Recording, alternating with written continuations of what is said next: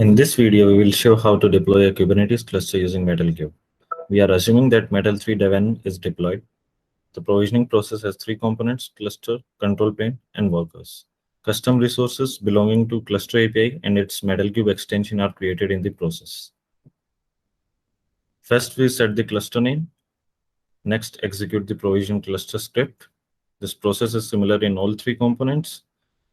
It has two main tasks: generate templates. Here, resource definitions or CRDs for all three components are generated as shown. The second step is the one which applies the CRD for the current component, in this case cluster.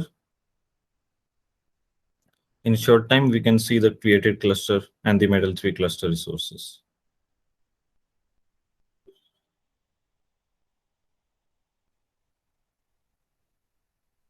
The next component is provision control plane. First of all, let's check the available bare metal hosts. Now we execute the provision control plane script. Here a single node control plane will be provisioned, and as part of that, an available bare metal host will be picked up, in this case node 0, and it will be provisioned. Please note that the control plane and worker provisioning takes some time. We will skip that here.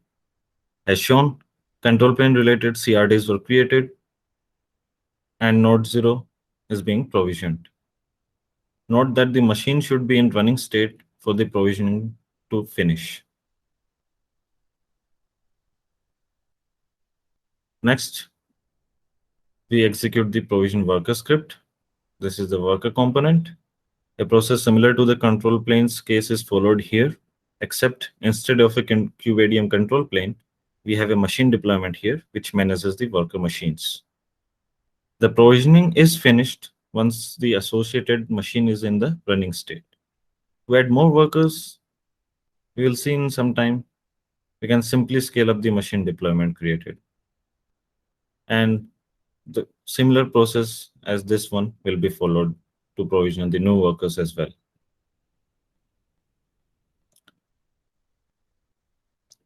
After some time, we will also show how to deprovision the cluster if someone wants to clean up the environment.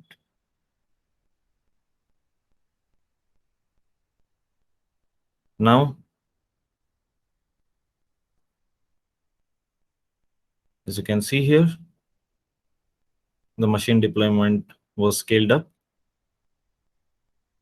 We will soon have a cluster with one control plane and two workers once all the machines are in the running phase.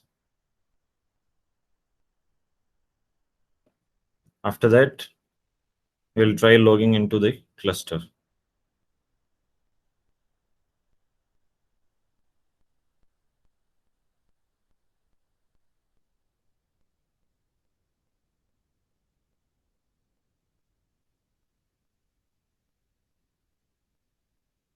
We use the metal3 user and the reserved control plane IP. You can see there are 3 nodes, but they are in not ready state. We just need to deploy the networking plugin and they are in the ready state. Finally, we come to the deprovisioning part of the cluster. We have same 3 components here as in provisioning.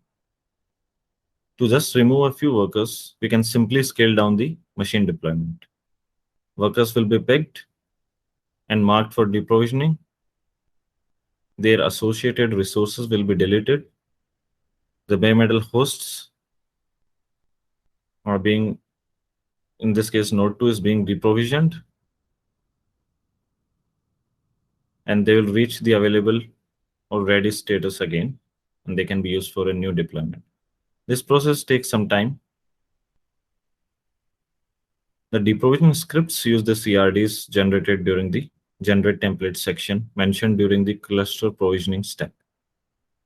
Executing the deprovisioning worker script will remove all the workers, while the deprovisioning control plane will remove the control plane. Just like the previous step, the associated bare metal hosts are deprovisioned and other associated resources are deleted. And finally, the deprovisioning cluster will remove the remaining cluster component resources. and we have a clean environment then. Now, once the node 0 gets deprovisioned, now we have a clean environment.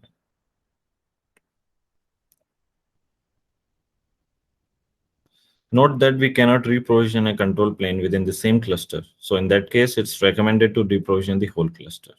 For more details, please follow the link in the description.